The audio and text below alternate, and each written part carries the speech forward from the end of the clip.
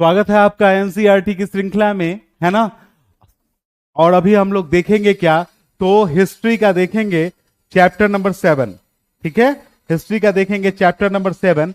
और चैप्टर 7 क्या है, कह रहा है अशोक सम्राट जिसने युद्ध का त्याग किया। ठीक है, अभी इस क्लास में हम लोग पढ़ेंगे किसके बारे में, तो अशोक के बारे में जानेंगे। ठीक है, चलिए शुरू किया जाए अशोक के बारे में, आरंभ कीजिए। देखिए, सबसे पहला चीज जो इसमें पढ़ना है वह आपको जानना है क्या, अशोक का साम्राज्य।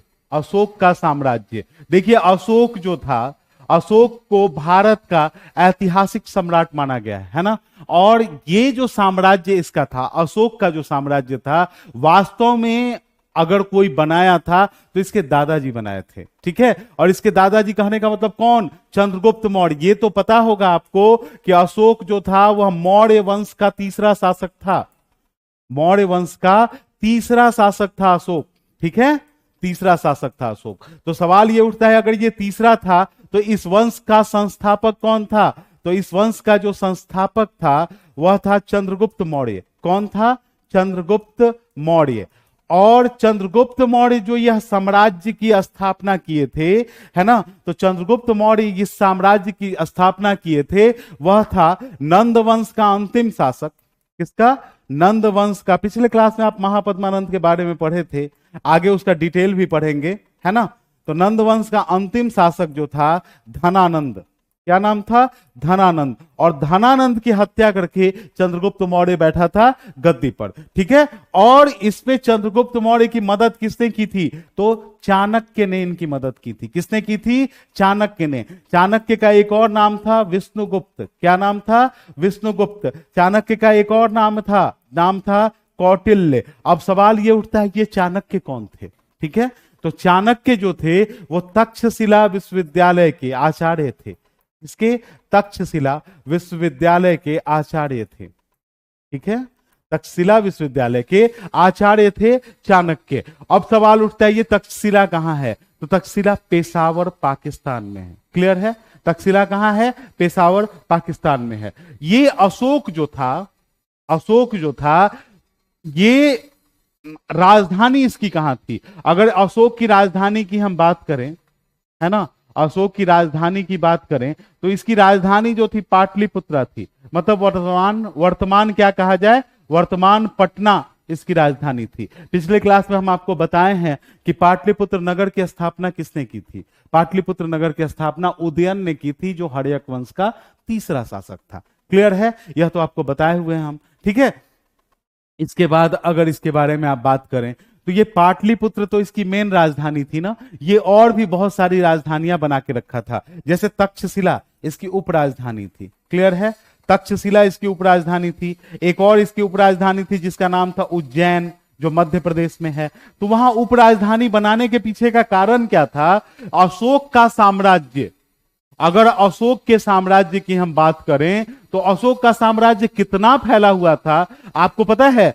अशोक के साम्राज्य में वर्तमान भारत, बांग्लादेश, पाकिस्तान, है ना, नेपाल का कुछ हिस्सा, ठीक है, और अफगानिस्तान, इतना विशाल साम्राज्य था किसका, अशोक का। और उसको ऑपरेट कहां से करता था वो, पाटलिपुत्रा से। उपराजधानियां थी तक्षशिला और उज्जैन। क्लियर है, ठीक है।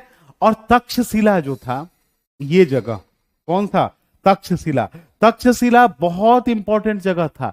क्यों था ऐसा जगह, तो देखिएगा, उत्तर से दक्षिण जो जाते थे व्यापारी, उत्तर से दक्षिण जाने वाले व्यापारी, ठीक है, उत्तर से दक्षिण का जो मार्ग था व्यापारियों का, उसको काटता था कहां, तक्षशिला में काटता था। ठीक है, तक्षशिला में कैसे, तो आप मान लीजिए आपको व्यापार करना है ईरान से, यूनान से, मतलब यूरोपीय देशों के साथ व्यापार, या ईरान, कहने का मतलब ईरान उस समय फारस के नाम से जाना जाता था, इराक, मेसोपोटामिया, इन लोगों के साथ जो व्यापार करना था, तो वो तक्षशिला उसका मेन पॉइंट था। ठीक है, तो उत्तर से दक्षिण जाने वाला जो मार्ग था उसमें कौन आता था, तक्षशिला आता था। क्लियर है, चलिए एक और बात आप जाने हम। ठीक है, ये चाणक्य जो थे, इनकी एक किताब है, चाणक्य की एक किताब है, नाम है उसका क्या, अर्थशास्त्र। क्या नाम है चाणक्य की पुस्तक का, अर्थशास्त्र। और ये अर्थशास्त्र किस पे आधारित है, राजनीति पर आधारित है। ठीक है। अर्थशास्त्र राजनीति पर आधारित है और मौर्य वंश की जानकारी देता है। क्लियर है? ठीक है, इतना तो समझ में आया होगा आपको, है ना। चलिए आगे देखें हम लोग। अब अगले स्लाइड पे ये अशोक का एक तैल चित्र कह लो, ठीक है, इमेजिनेशन से बनाया हुआ एक फोटो कह लो। चलिए, एक बड़े साम्राज्य का प्रशासन। अच्छा ध्यान दीजिएगा, जब साम्राज्य बड़ा होगा, ठीक है, साम्राज्य बड़ा होगा तो उसका प्रशासन कैसे होगा, है ना, ये इंपॉर्टेंट सी बात है। तो देखिएगा, साम्राज्य का, अशोक के साम्राज्य का केंद्र बिंदु जो था, मतलब मेन पॉइंट इसको कह लो, तो केंद्र बिंदु कहां था? पाटलिपुत्रा था। ठीक है, केंद्र बिंदु क्या था? पाटलिपुत्रा था, ये सेंटर में था। और राजा जो था वो साम्राज्य का क्या था? सर्वेसर्वा था। ठीक है, लेकिन कहने का मतलब कि ये पाटलिपुत्रा तो सेंटर हो गया, और उस राज्य में क्या थे? जैसे व्यापारी थे, है ना, व्यापारी थे, पशुपालक थे, क्लियर है, कृषक थे। इनसे क्या होता था? कृषक, इनसे टैक्स वसूला जाता था, कर वसूला जाता था, और कर वसूलने के लिए क्या किया गया था? अधिकारियों की नियुक्ति की गई थी। ठीक है, अधिकारियों की नियुक्ति, कर वसूलने के लिए बहुत सारी अधिकारियों की नियुक्ति की गई थी, है ना। तो ये अधिकारी जो थे, अगर आदेश की अवहेलना करते थे, किसके? राजा के, ठीक है, तो इनको क्या किया जाता था? दंड भी दिया जाता था। और क्या करता था अशोक? तो संदेश वाहक रखे हुए था, है ना, और इन संदेश वाहकों को हम लोग संदेशार सारांश समझो कि जासूस। ठीक है, संदेश वाहक क्या करते थे? एक जगह से दूसरे स्थान पर यात्रा करते थे, और करते क्या थे? जो भी बात होता था वह आके राजा को बताते थे। क्लियर है?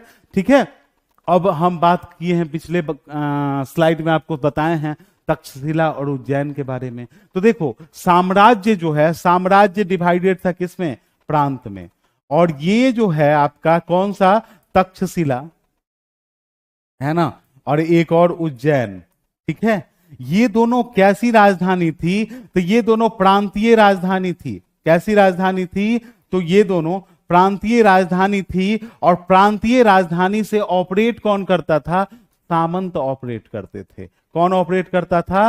तो सामंत ऑपरेट करते थे, और इनका काम क्या था? राजा जो बोलेंगे उसको उसका पालन करवाइए। ठीक है, और ये जो प्रांतीय राजधानी के जनरली जो बनाए जाते थे, है ना, प्रांतपाल कह लो या फिर सामंत कह लो, ये जनरली राजकुमार होते थे। ठीक है, राजकुमार लोगों को भेजा जाता था वहां। क्लियर है?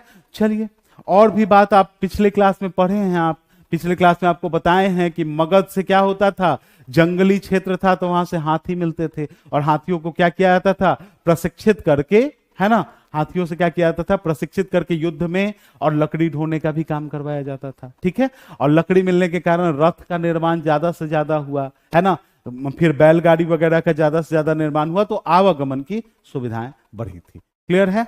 चलिए, ये था अशोक के साम्राज्य के प्रशासन का एक छोटा सा, है ना, सारांश, समरी। और देखिए, ऐसा है कि ये क्लास 6 की एनसीईआरटी है, तो क्लास 6 में जितना आपको जानना है उतना ही आपको बताया जा रहा है। जैसे जैसे चैप्टर आगे बढ़ेगा, क्लास आगे बढ़ेगा, वैसे वैसे बहुत सारी जानकारियां आपको दी जाएंगी। क्लियर है?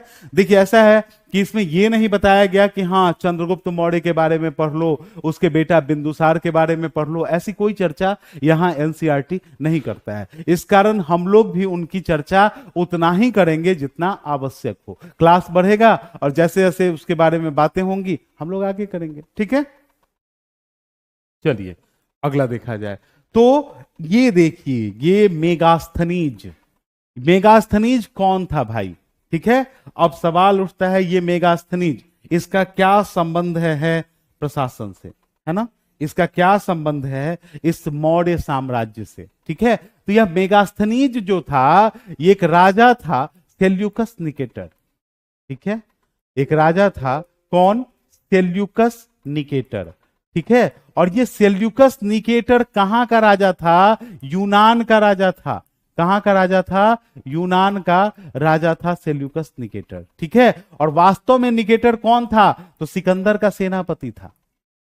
किसका सेनापति था? सिकंदर का सेनापति था। जब सिकंदर की क्या हुई? मृत्यु हो गई और उसका कोई संतान नहीं था, तो उसके साम्राज्य को उसके सेनापतियों ने विभाजित कर लिया था। तो उसमें मध्य एशिया का इलाका जो है, मध्य एशिया, है ना। मध्य एशिया किसके हाथ में आया? सेल्यूकस के हाथ में आया। अब सवाल उठा कि जब चंद्रगुप्त मौर्य मौर्य वंश के शासक बने तो हुआ क्या, ये अपना साम्राज्य विस्तारित करना चाहते थे और इनको बीच में रोका किसने? तो सेल्यूकस निकेटर ने रोका। ठीक है, तो इन दोनों के बीच हो गया युद्ध। किसके बीच? चंद्रगुप्त मौर्य और सेल्यूकस निकेटर के बीच। ये कहीं आपको यहां नहीं पढ़ना है, आगे पढ़ना है, हम बस एक ब्रीफ कर देते हैं। ठीक है, तो इन दोनों के बीच जब युद्ध हुआ तो बाद में हुआ क्या कि युद्ध समाप्ति नहीं हो रहा था, दोनों शक्तिशाली राजा। तो चंद्रगुप्त मौर्य के तरफ से, किसके तरफ से? चंद्रगुप्त मौर्य के तरफ से एक कूटनीतिज्ञ गुरु थे। कौन थे? तो चंद्रगुप्त मौर्य के कूटनीतिज्ञ गुरु थे चाणक्य। और इसके तरफ से, सेल्यूकस के तरफ से, ये मेगास्थनीज। तो इन लोगों ने डिसीजन लिया क्या कि युद्ध की समाप्ति के लिए क्या करो भाई, तो चंद्रगुप्त मौर्य और सेल्यूकस को विवाह बंधन में बांध दो। ठीक है, तो सेल्यूकस की एक बेटी थी जिसका नाम था कार्नेलिया। क्या नाम था? कार्नेलिया। अच्छा, इतिहास में इसको एक दूसरे नाम से भी जाना जाता है, हेलन। ठीक है, तो हेलन या कार्नेलिया की शादी चंद्रगुप्त मौर्य से करा दी गई। ठीक है, तो हुआ क्या कि संबंधी हो जाओगे तो विवाद नहीं होगा। ये मेगास्थनीज के बारे में एक छोटी सी जानकारी हम आपको दे रहे हैं। ठीक है, तो ये जब विवाह संबंध हो गया, कार्नेलिया की शादी चंद्रगुप्त मौर्य से हो गई, तो मेगास्थनीज राजदूत बन के, किसका? सेल्यूकस का राजदूत बना। कौन? सेल्यूकस का राजदूत बना मेगास्थनीज। ठीक है, सेल्यूकस का राजदूत बना मेगास्थनीज। और किसके दरबार में आया? चंद्रगुप्त मौर्य के दरबार में आया। क्लियर है? और यहां आके कितने साल तक रहा? तो 15 वर्षों तक यह मगध रहा। 15 वर्षों तक कहां रहा? मगध में रहा। ठीक है, 15 वर्षों तक यहां रहा चंद्रगुप्त मौर्य के दरबार में, और एक किताब लिखा इंडिका। तो इंडिका के लेखक कौन हैं? इंडिका की रचना मेगास्थनीज ने की थी। ठीक है, और इंडिका में किसके बारे में जानकारी है? तो मौर्य काल के प्रशासन के बारे में। ठीक है, क्लियर है? और देखो, ऐसा हुआ कि मेगास्थनीज आगे तक भी रहा। ठीक है, मेगास्थनीज आगे तक भी रहा। अशोक के बारे में भी यह बहुत सारा चीज देखा और उसका भी वर्णन किया। अशोक का भी वर्णन किया, बिंदुसार का भी वर्णन किया, है ना। और चंद्रगुप्त मौर्य के तो दरबार में ही आया था। आई बात समझ में? इसकी लिखी हुई पुस्तक कौन? इंडिका। चलिए आगे बढ़ें। देखो आगे कह रहा है क्या, कलिंग में अशोक का युद्ध। ये बड़ा इंपॉर्टेंट है। देखो कलिंग, है ना, कलिंग मतलब वर्तमान उड़ीसा। कलिंग मतलब क्या? तो वर्तमान उड़ीसा। ठीक है, तो अशोक गद्दी पर बैठा कब? अशोक गद्दी पर बैठा 269 बीसी में, 269 बीसी में गद्दी पर बैठा। ठीक है, और इसका जो कलिंग युद्ध था, ये वाला युद्ध, कलिंग का जो युद्ध था, यह युद्ध लड़ा था अशोक कब? तो 261 बीसी में, मतलब ईसा पूर्व में। अपने गद्दी पर बैठने के 8वें वर्ष क्या किया? यह हमला किया। किस पे?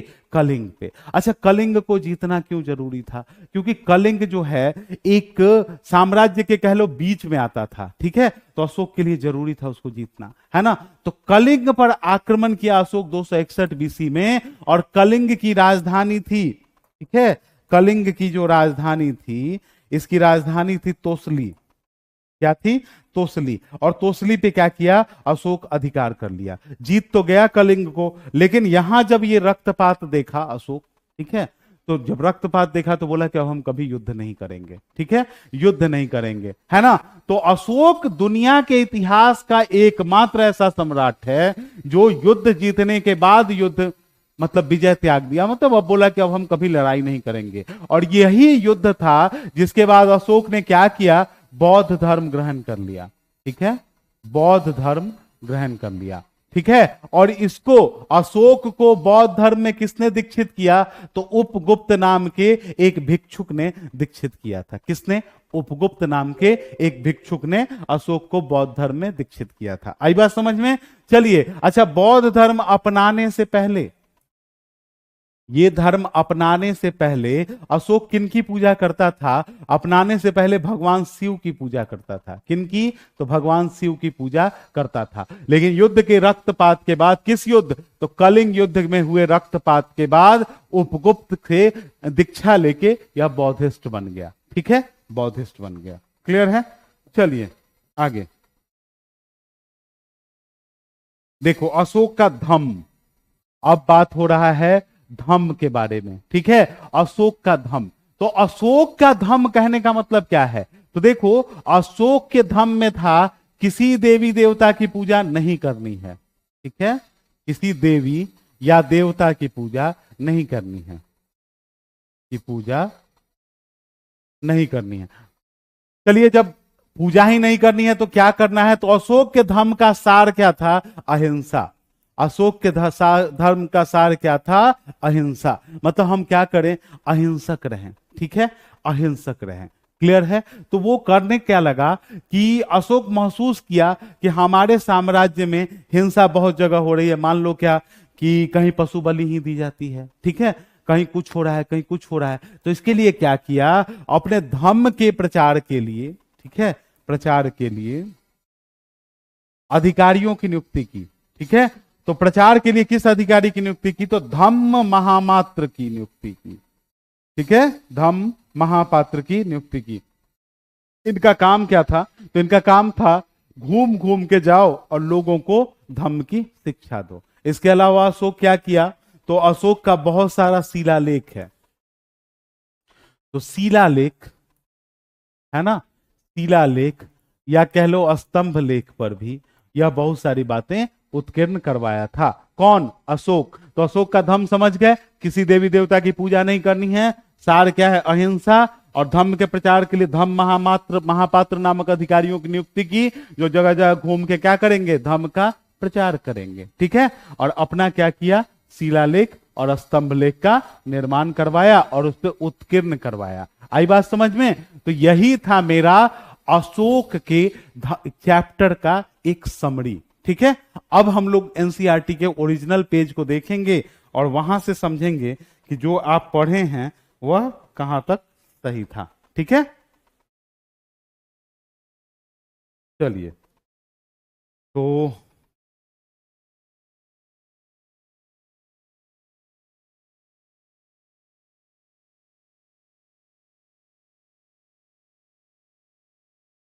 चलिए इसको देखा जाए,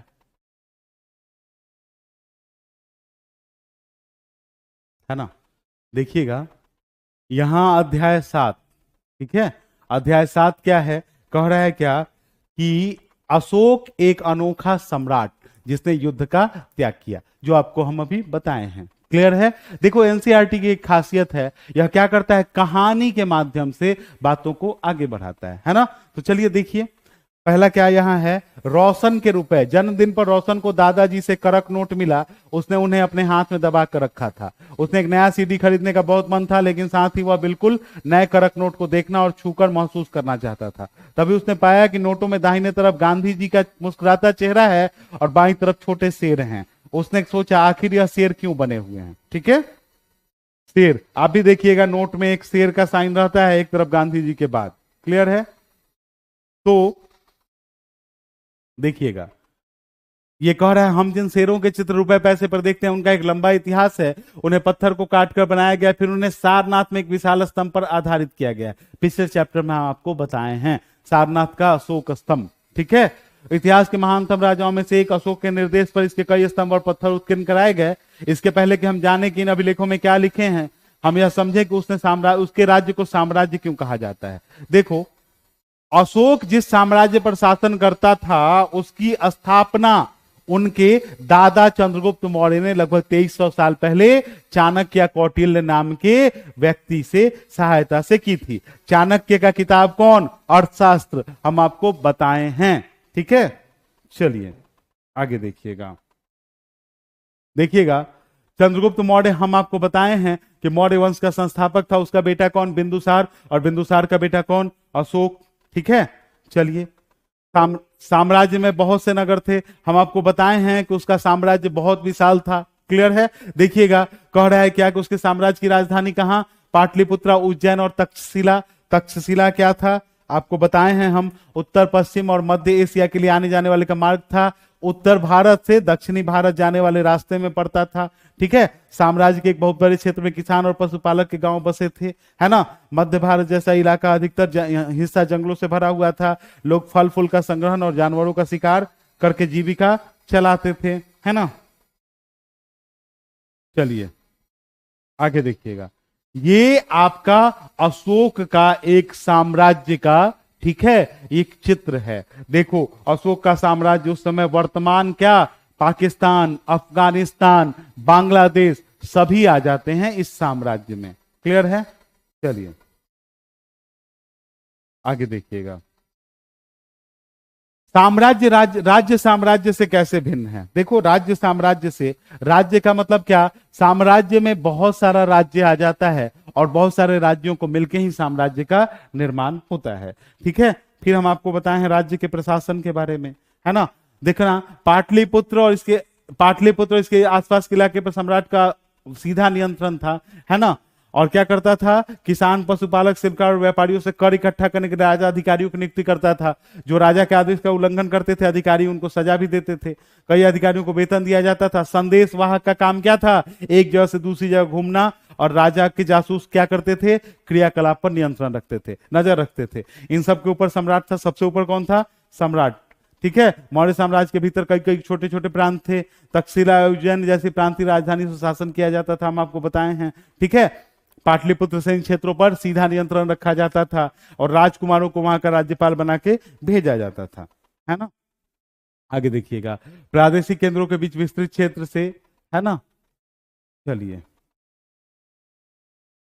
आगे देखिएगा, नजराना क्या था, अनियमित कर था। ठीक है, राजधानी में सम्राट, देखो हम आपको बताए हैं मेगास्थनीज के बारे में, जो चंद्रगुप्त मौर्य के दरबार में आया था और सेल्यूकस निकेटर का राजदूत था। मेगास्थनीज ने जो देखा उसका विवरण दिया था, और उसका विवरण किस किताब में है, तो पाटली इंडिका नामक पुस्तक में वर्णित है। ठीक है, चलिए